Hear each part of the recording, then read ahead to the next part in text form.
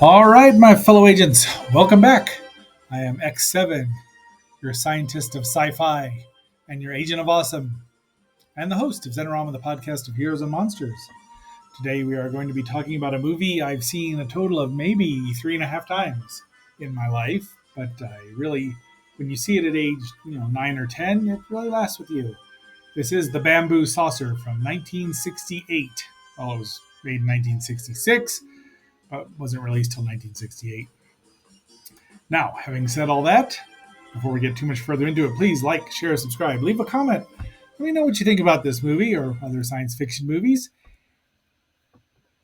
Science fiction movies about flying saucers. Have we done Earth versus the Flying Saucer? Well, this one's a little interesting. I like it, but it does take a while to get going, and then it takes a while to get done. I probably saw the 90-minute version, even though it was called Collision Course, and I don't remember that. Be that as it may, let's roll.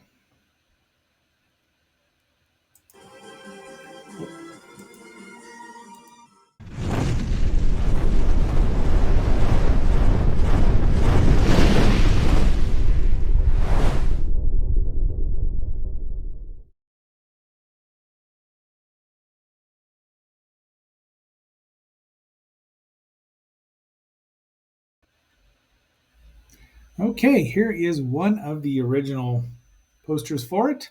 It does star Dan Durea, John Erickson, and Lois Nettleton, as well as Robert Hastings, who we know as many other voices, and Bernard Fox, who we've seen on. Well, we haven't talked about it, but he's been on the Andy Griffith Show and many other things. I plus James Hong, who's been everywhere, so and is amazing. That's and he's still alive. He's 96 years old. Blade Runner, Big Trouble in Little China, Wayne's World 2, many other things. And did I probably like? Well, I don't know if I like Blade Runner more than this, but I haven't seen that in ages. We start out with the pilot ship, the Experimental X-09, which is actually a U.S. Air Force Lockheed 401 starfighter jet, but for this point, and there are some guys going on television about how great it is. There's all your control panels and the inventor of the ship, and there's the pilot who is seeing something that he shouldn't be seeing. That's John Erickson as test pilot Fred Norwood. He has Fred's bank. Hi, I'm Fred. He sees a flying saucer. And then his buddy here says, I don't see anything. They lose contact with him. He does a barrel roll to get away from it, well over almost a Mach 3. And there's his flight pattern. I don't know how they track that. And then we get the introductions.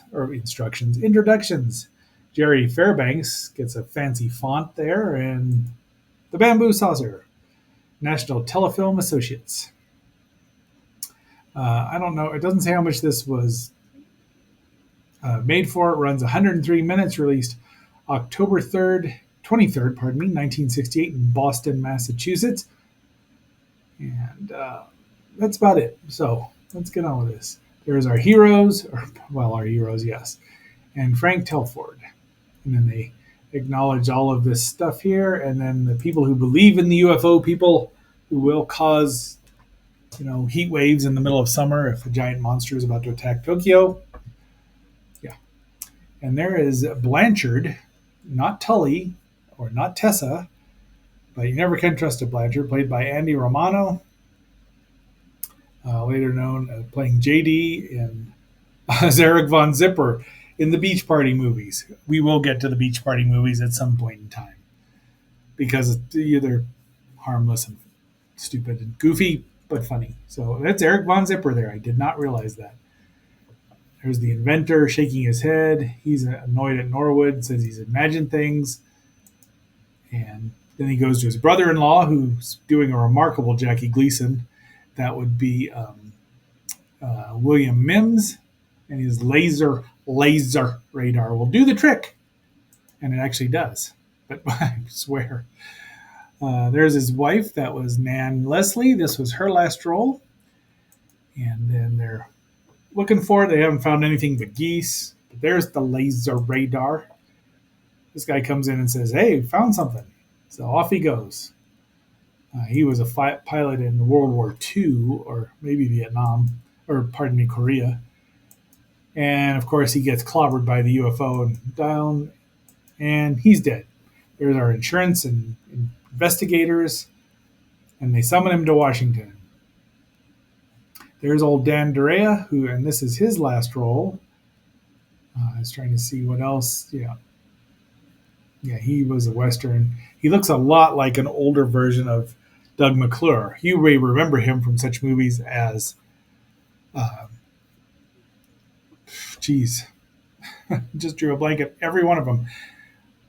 At the Earth's Core, or the Land That Time Forgot. We'll go with those two. And Warlords of Atlantis. But he's not. They get this drawing out of China. It had two humanoid aliens in it who died because of the bacteria. They must be from Mars, right? So off they go, and that's Malcolm Merriweather, who was a butler in Andy Griffith and many other things, and Bob Hastings, who was the original voice of young Clark Kent slash Superboy, and then Commissioner Gordon. So uh, it's nice to see them in real life. They're headed to China, jumping out. There's the plane that drops them off, apparently over radar, and that's James Hong as Archibald. Um, Sam Archibald. He's actually an American over there undercover. And they're hiding from the Reds, the Chinese Reds, not the Russian Reds. They've got prisoners, and so this was shot in, where was this shot? Lone Pine, California. That was where a standing Western street was turned into a Chinese village in 1966. So, but look at that, all that space. It's probably, well, it's in the mountains there, so it's probably not all gone. But so we get the porters, and I think old Frank goes down there Fred goes down there and finds a woman bathing or at least washing herself off. Then the Russians show up, the Ruskies, the commies, the Reds, the other Reds, the other commies, other Ruskies. They have a brief standoff, then they parley and have a truce. She's an interpreter. She knows English and Chinese, and she's very smart, very smart. And they're like, well, we got to get out of here, or the red Chinese will find us. So it was as this plane flies over and everyone hides, and they decide to have a detente, and off they go.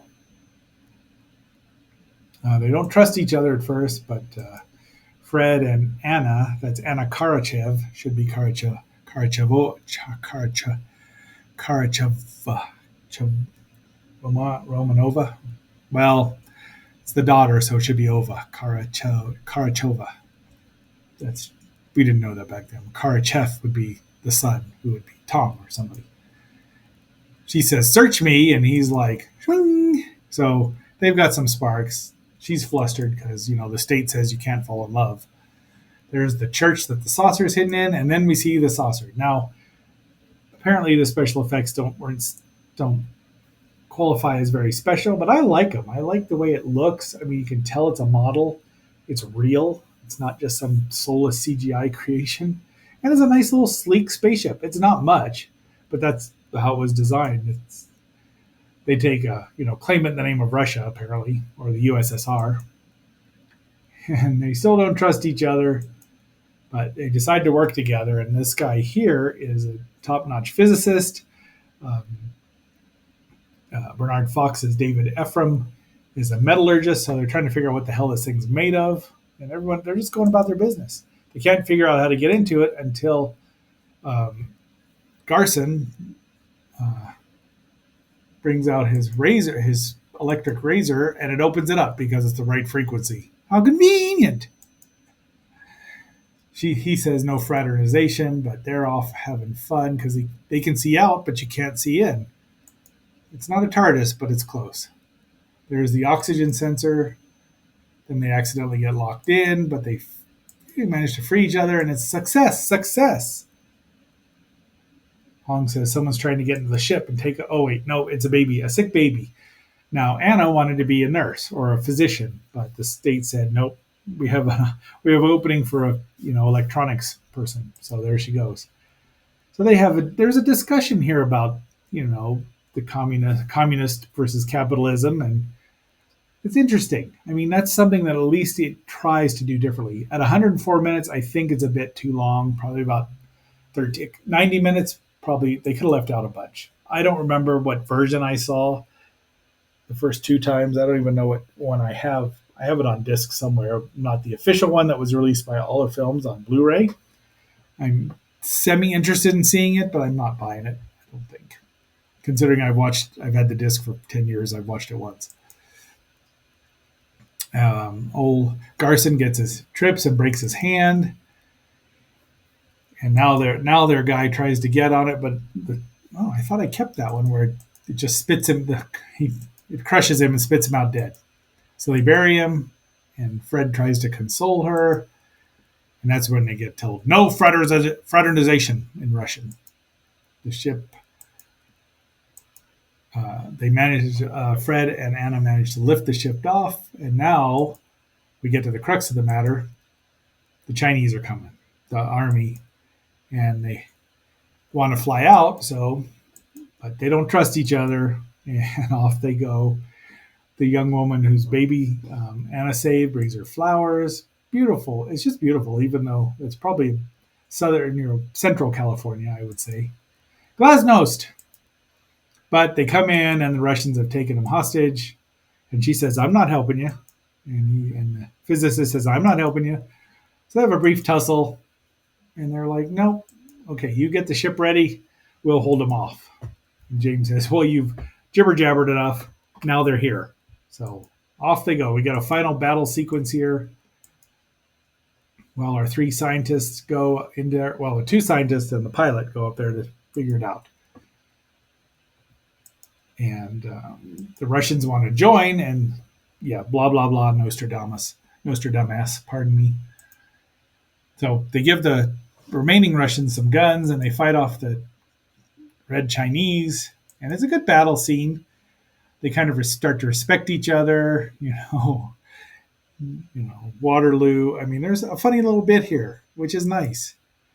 And they wipe out the Chinese just constantly. Let's see, who is that?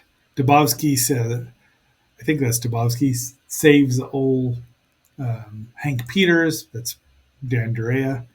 But they both get wiped out in the end. Boom, boom. And now they're like ready to go. He goes out to check. Everyone's dead. Everyone's dead. Don't even think James Hong made it out alive. So off they go. They take off. The Chinese try to shoot him, but it fails. I like this shot here where it's got all the bamboo on top of it. Off they go. And some of the Chinese run away. Run away, run away. They actually use real Chinese in here. They say shay shay. Mandarin Chinese of all things. So some of the Russians real. Spasiba, tovarish. Things I recognize, but hard to tell. There they go, flying into the wild blue yonder. Literally, they had the ship just takes them into space right away, and off they go. So now they have to figure out how to try to control it. They head toward the moon. They head toward Mars. Mars doesn't want us visiting. They told us that already. Do not come back unbidden. They're still trying to figure out the calculations. There's the obligatory asteroid, or maybe that's planet Flora, or planet R from the warning from space. But she figures it out. By the time they get to Saturn, they get to turn it around. I like the effects. I think they're colorful and fun. And the cast is good. I mean, Lois Nettleton as Anna. She's been in lots of things. Passed away in 2008. But her Russian accent is all right. So she was on Kung Fu and just other things. And you can't take it with you. Well, anyway. So I like the cast. Dan Durea just comes across as a complete asshat, along with the Russian guy. They act exactly the same, which is kind of the point. Again, they're trying to make a subtle point here. It's not very subtle, but it's all right. There's the ship, the gravity, but they finally get control of it right there. So they land it. They decide that they're going to land it at UN headquarters in Geneva, Switzerland. So, well, maybe Geneva, Switzerland, so that it's in a neutral territory and the whole planet can take, you know, have the discoveries. And I'm sure that Fred and Anna lived happily ever after, and at least Bob survived, or Garson. So they end with a wonderful quote by President John F. Kennedy, and then that is it. The end. A Jerry Fairbanks production. In case we didn't remember from originally, that's our movie, our sci-fi movie for Sunday, because I didn't want to watch The Black Cat that Sven aired. All right, there it is. So, my fellow agents, until our next assignment, which will be Waldo Kitty episodes 4 through 6, I hope. This is X7 signing off and phasing out.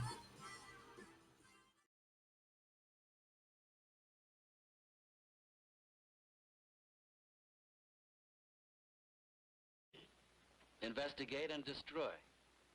Now, Sam Archibald, our agent in China, did get all of this secondhand, and it could be a hoax. But if it is there, that thing could be so scientifically advanced as to make our technology obsolete. And if the Red Chinese get their hands on it, the free world is obsolete. All this is top secret, isn't it? Obviously. And yet you've told me much more than I need to know. Why? Well, that's obvious, too. You want me to go along.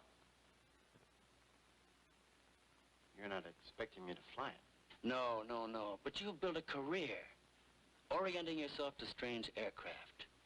You might get some faint notion as